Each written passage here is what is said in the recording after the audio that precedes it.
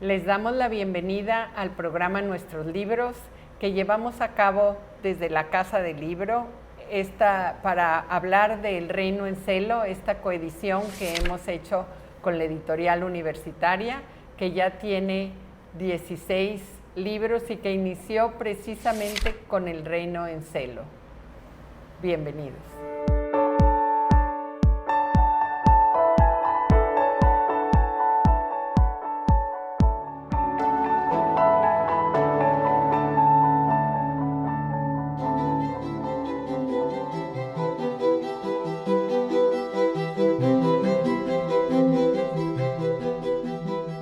Vamos a hablar hoy del Reino en Celo de Mario Anteo, el autor que nos acompaña en esta ocasión. Muchas gracias, Mario. Gracias a ti.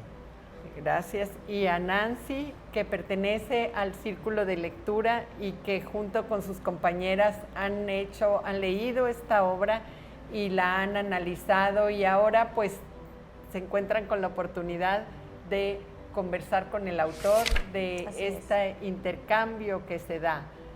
Bienvenida, Nancy. Muchas gracias por la invitación. Somos aproximadamente 10 personas que conformamos el Círculo de Lectura Al Otro Lado, dirigidos por la mediadora Rosa Rodríguez, que nos invitó a leer El Reino en Celo de nuestro autor aquí presente. En este caso yo ya lo había leído en el 2017. Fui muy afortunada de que me lo recomendara en un círculo de autores norestenses el licenciado Antonio Ramos Revillas. Entonces quedé fascinada y esta segunda lectura fue muy diferente, pero también muy agradable, de reencontrarme con otra perspectiva 5 años después de algo que para mí había sido un hit, algo realmente hermoso de leer y de volver a releer, que no es fácil porque nuestro tiempo es limitado. Entonces, como lectores queremos siempre leer lo mejor, lo mejor, lo mejor. Y en este caso, tener entre nuestros pobladores, ciudadanos aquí de Monterrey a un autor de la calidad del maestro Mario Anteo es muy gratificante leerlo y releerlo. Pues muchas gracias. Precisamente por eso son los coetáneos. Esta obra cumple 10 años de esta edición de 2012, pero son 30 años ya de la primera vez que apareció. Y pues en esta oportunidad de platicar con Mario, ¿qué te gustaría preguntarle, Nancy? Bueno, primero que nada agradecerle su reto, ¿verdad? El desafío que se dio para poder llevar al siglo XX, porque fue en el siglo XX cuando él escribió esta novela, esta trama tan dramática de estos amores prohibidos y de estas traiciones y las pasiones humanas que seguimos viviendo, pero en aquel contexto de tanta carencia. Entonces, para mí es de mucha curiosidad saber cómo asentó cada trama y cada línea filial de quién se iba a enamorar de quién, y cómo el hijo, finalmente Diego, acepta a su hijo bastardo y lo presenta casi como el heredero, ¿no? Finalmente creo que un patrón masculino fue el que terminó guiando la decisión, pero usted me contará más. Un patrón masculino, sí, la obra es totalmente patriarcal, ¿no? En el sentido de que estamos en una época, en un momento y en un lugar al norte de Indias, de hombres forajidos. Me resulta difícil idealizar a la gente que llegó por acá. Siendo realistas, pues les llamaban los llovidos, ¿no? Es decir, gente que de alguna manera, Alberto del Canto creo que debía una vida en Guadalajara. Luis de Carvajal venía de ser esclavista en África y tuvo problemas allá y se vino acá a ver si le permitían, si siguió aquí de esclavista. La onda era sacar indios de por acá para llevarlos a las minas de Zacatecas. Diego, pues yo siento que trató de arreglar las cosas y ya formó familias y todo, pero pues también comete un feminicidio. Y Juana Porcalo era una mujer que llega a Mazapil, un pueblo de mineros. Obviamente debe haber sido una matrona, una mujer muy fuerte, muy aguerrida, para poder vivir en un pueblo minero que es totalmente machista o patriarcal, ¿no? Sí, al final de cuentas, Juana, aunque sí tiene mucha fuerza y mucha energía, no logra conciliar, no logra pues abatir ese perfil, como dijiste, masculino, viril. Sí, el patrón masculino. Aún así, las personalidades femeninas logran tener gran ternura, comunican tanta compasión, tanta amor hacia el prójimo, que no dejan de ser femeninas en su momento, ¿no? La descripción que usted hace de ellas me parece muy hermosa, sin abundar, sin ser excesiva, a su vez también de las traiciones, pero nos deja como si fuera una secuela.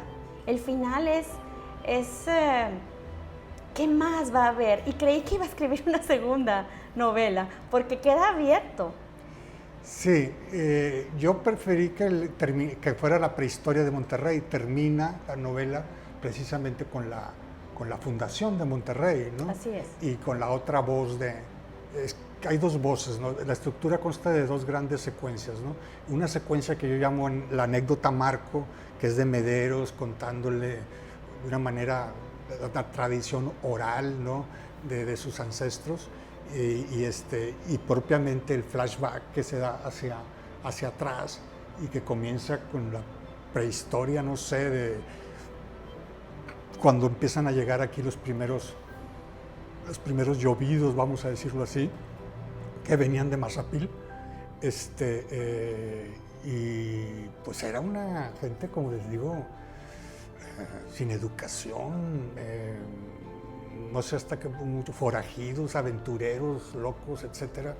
Y ya después cuando Diego, por eso la tercera fundación, que es la de Diego, esa ya se establece con familias, ya hay agricultura, etcétera, y eso permite ya llamar la tercera fundación. Pero hubo una época de total pobreza, cuando ya se prohíbe terminantemente el esclavismo, y se descubre que no hay minas de plata porque todo el mundo anda buscando las minas, primero en Guanajuato, luego se van a Zacatecas y más al norte siempre están buscando. Decían que el cerro de las Mitras era de pura plata, no encontraron nada, ¿no? Entonces hubo y luego sequías tremendas, ¿no? Entonces fue una vida muy difícil que para mí resulta difícil. Ahora sí, tienes razón al decir que hay cierta ternura, sobre todo en Estefanía, incluso en Juana Porcalo, pero no debemos, no quisiera... No, el libro está lleno de tramas, de traición, de soberbia, de arrogancia, pero también contrasta con esa ternura y ese amor de parejas que, aunque no fueron exactamente bendecidas, ¿verdad? Había mucha pasión y había mucho amor también por el prójimo, para apoyarse. ¿Cómo se diría? Compañerismo que se da entre los recién llegados, los hombres, no se olvida. Toda la vida traen ese collar en entrega. Eres mío, es color verde, es rojo, es negro. No importa el color, se siguen amando entre ellos. Sí, porque son como una secta casi, ¿no? De hecho, Diego y Alberto, pues, son compadres y no sé, se quieren demasiado. Y ahí Morlete pues, también entra. Aquí vemos esta gran labor de Mario de entretejer la historia con la novela, de crear a estos personajes históricos y darles una vida propia. Vamos a regresar en esta segunda parte del programa y pasamos ahora a un corte.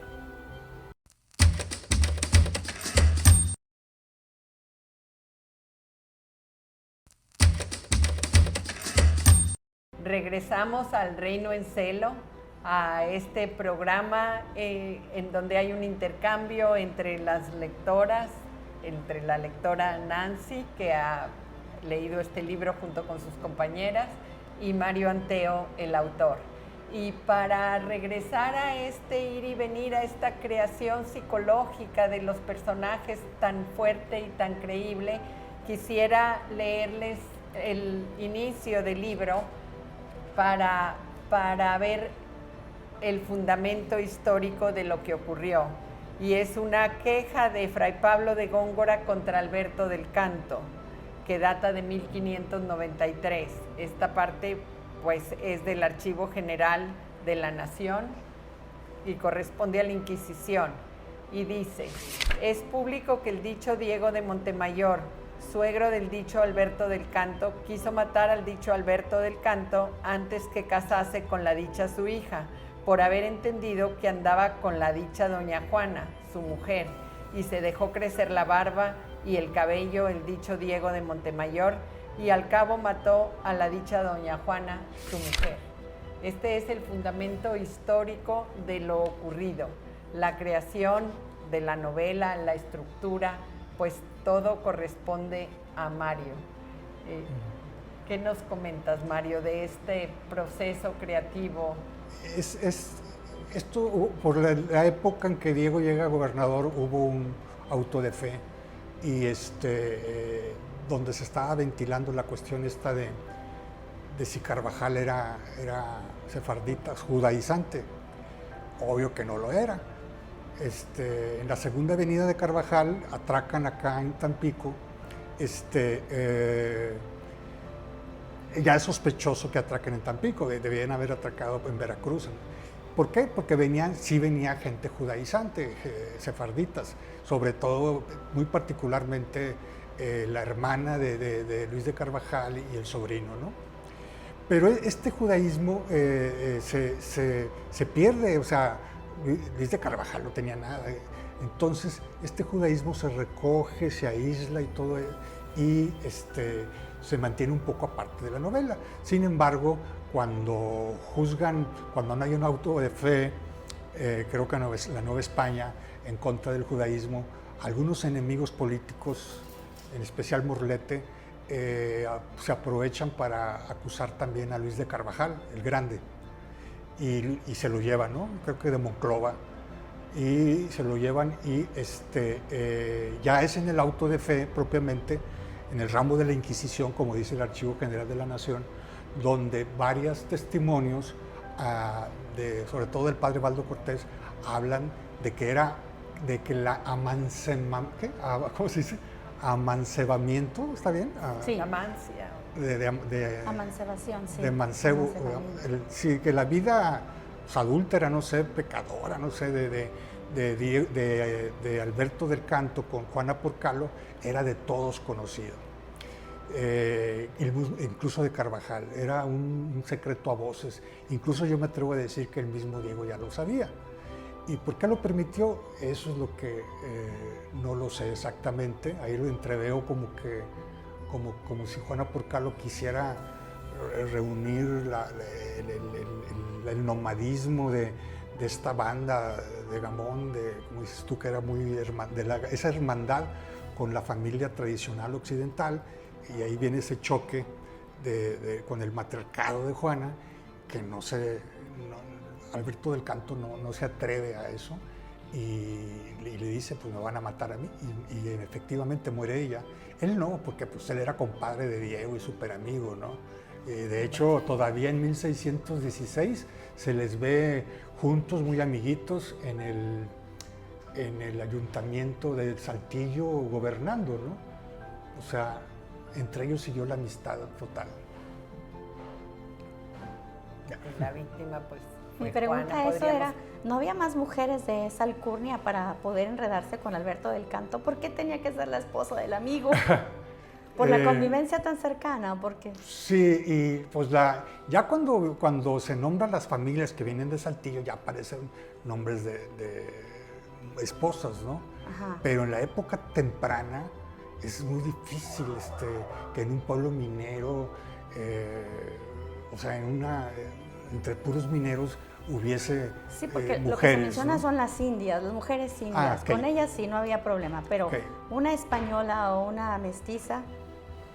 Pues no, fíjate, difícil, ahorita me estoy cayendo en la cuenta, tendría que releerla, ¿no? Yo digo, a ver, es que también es eso, hace 30 años le escribí, o más de 30 años, y entonces, pero no recuerdo muy pocos personajes femeninos. Este primer feminicidio, ¿verdad?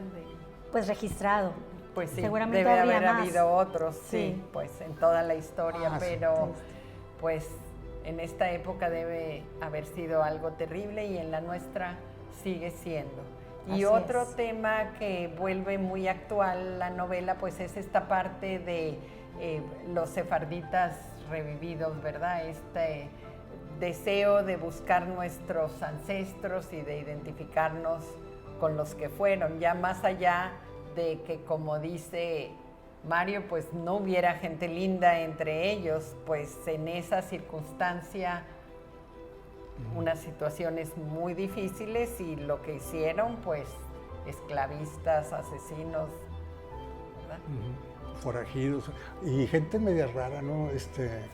Pues imagínate estar en el norte más norte de Indias, donde Luis de Carvajal tenía que fundar 7 ciudades porque le mintió al rey le dijo que el nuevo reino de León estaba entre Houston, Tampico y Tepic. Imagínate ese triángulo, que de ese triángulo era virgen. Entonces el rey, allá, ¿qué? Carlos II, no me acuerdo, Felipe o Carlos II, le otorga la propiedad de esa inmensa, y pues luego entonces se la quita. ahí es donde Carvajal necesita gente para poder fundar ciudades, pero las ciudades eran unos palos con zacate y era todo, ¿no?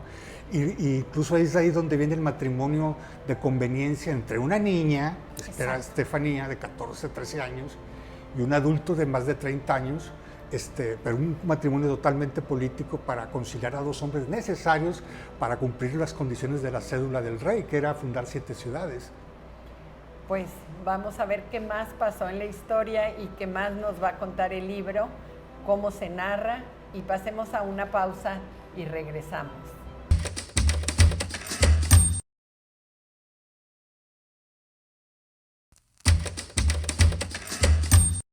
Regresamos con esta narración, con esta interesante historia que es la historia de todos nuestros ancestros y que aquí va a ser contada desde un punto de vista particular. O sea, ya por el nieto, es el nieto Miguel de Montemayor, que quiere saber qué fue lo que pasó, y este es el punto de vista narrativo que toma el autor, y es Manuel de Mederos el que le va a contar. Manuel de Mederos, que es el sobreviviente que estuvo con ellos desde el viaje, desde el principio, desde Mazapil, y va a poder pasar esta historia de manera oral a Miguel. ¿Qué podemos decir de esto? Que todo el trabajo de investigación que realiza el maestro nos lo pone en bandeja de plata con una narración atractiva que no puedes dejar de leer hasta el final. ¿Qué pasó? ¿Qué sigue? Es algo que nos encontramos todos los pertenecientes al club de lectura, donde íbamos avanzando y nos comentábamos qué pasaría, qué habría, por qué dijo esto. Y cuando tuvimos la oportunidad de hacer su presentación del libro del profesor, estuvimos cuestionándolo, y yo le decía, maestro, es que este libro va a convertirse en un clásico. Ahorita tiene 30 años, pero va a tener 80 o 100 años, y es tan accesible que lo puedes leer y disfrutar. Como les comentaba, yo ya lo había leído, y esta relectura definitivamente fue otro ángulo, enriquecida con la opinión de mis compañeras del club, pero además el conversar con el autor fue bastante beneficioso, porque yo le decía, pero si tanto que decían que había tanta agua, porque aquí ahora se habla de sequía. Y entonces son los recursos que él nos comentaba acerca de la ficción, lo que él se toma como libertad como autor. Entonces, pues fue bastante interesante este acercamiento. Bueno, había un vergel aquí, era un vergel, y el río Santa Catarina en medio, y aparte un hemiciclo de montañas, ¿no? Pero fuera de ese hemiciclo, de esa especie de oasis, sí había zonas desérticas, y luego hubo una sequía, pero también hubo un diluvio. De hecho, termina precisamente con un diluvio, con una inundación tremenda, que yo creo que fue la primera, ¿no? de esas enormes que ha habido por acá, ¿no? Entonces, lo que pasa es que este vergel se fue cuando ya no podían, ya no podían traer esclavos para llevarlos, para venderlos en las minas. Tuvieron que entrarle a la ganadería, y el ganado que traían era muy, las cabras arrancaban de cuajo las plantas, y el ganado, el famoso cabrito norteño nos dio en la torre, porque ese cabrito norteño acabó con toda ese gran vergel y esto se fue volviendo un desierto. Y la parte narrativa, la parte de elegir a Miguel de Montemayor, que va a ser como el continuador de esta estirpe que de algún modo sigue siendo, ¿verdad? Sí. Yo vivo en una comunidad que se llama Los Rodríguez, y se llaman Los Rodríguez porque vienen desde Mónica Rodríguez, o en San Pedro, esto es en Santiago, pero en San Pedro hay una capilla que también es la capilla de Mónica Rodríguez. O sea, cómo esta elección da continuidad a lo que podríamos llamar la estirpe, así fueran esclavistas o forajidos o lo que fueran, ¿verdad? Miguel debió haberse llamado Miguel del Canto. Ya, claro. Según eso ya fue un poco una licencia de...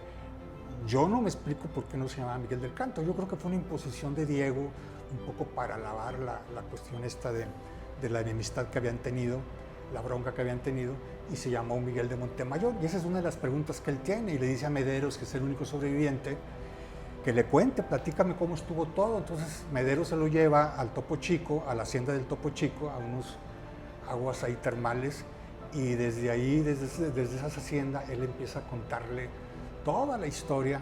Entonces se puede decir que el libro consta de dos grandes vertientes, ¿no? La anécdota marco presente de Miguel escuchando a Mederos platicando, y los otros capítulos que hablan de lo que está platicando Mederos, que es toda la historia desde sus orígenes allá en 1500, 1400, no sé. Y esa es la estructura, ir y venir de un presente en la villa en el Topo Chico, en la hacienda del Topo Chico, hacia el pasado. Son dos voces, dos vertientes, ¿no? Porque Miguel es hijo de Alberto del Canto y de Estefanía Montemayor, sí, ¿verdad? Entonces yo creo que debía llamarse Miguel del Canto. Claro, ¿no? claro, pero siempre se le conoce como Miguel de Montemayor, y él se casa con Mónica Rodríguez, que viene de Diego Rodríguez, que había eran tres los Rodríguez, primeros pobladores. Sí, hubo tres gobernadores Rodríguez, creo, sí. Tres. Hubo varios, e incluso Miguel de Montemayor aparece como en el acta de fundación como testigo, pero pues sí. ¿cuál testigo? Tenía 8 años o 7. Esa acta de fundación también bueno, está ¿y ahí muy raro. ¿Por qué Morlete se burla de esa acta de fundación? Si como que era toda la pomposidad estaban hechas las actas. O sea, yo digo, ¿por qué le hace gracia? Primero se pide permiso para la fundación, ¿no? Y el conde de Monterrey no sabían absolutamente nada. Okay. Y a él le urgía, y ya estaban fundando, y entonces le dice, hacen el acta y se le entregan a Morlete, que era, creo que el encargado de llevarla.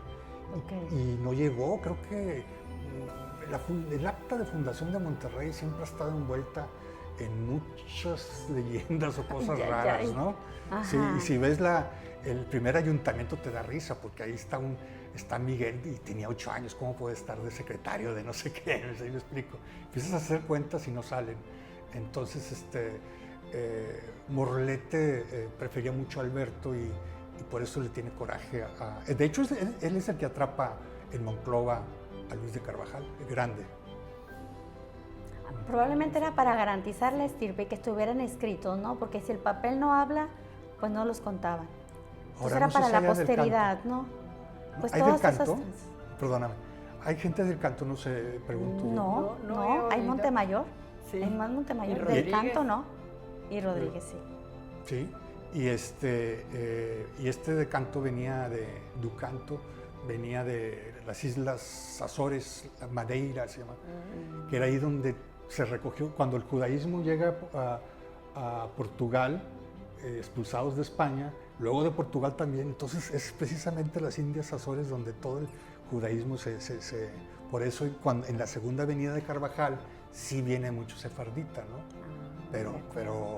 Pero practicantes, pues la tía sí, la hermana y el Umbroso, que le decían a Luis el Umbroso, que era el hijo de Isabel, hermana de Luis. Pues ciertamente podríamos seguir hablando de esta historia y seguir felicitando a Mario por haber sabido crear la psicología, crear el personaje completito a partir de los pocos datos históricos que hay, ¿verdad? Y bueno, pues los invitamos a leer el libro. De verdad queremos saber qué es lo que pasa en nuestra fundación y bueno, pues qué gusto que hayan estado con nosotros y los invitamos a seguir disfrutando de este programa Nuestros Libros. Muchas gracias. Gracias. Gracias.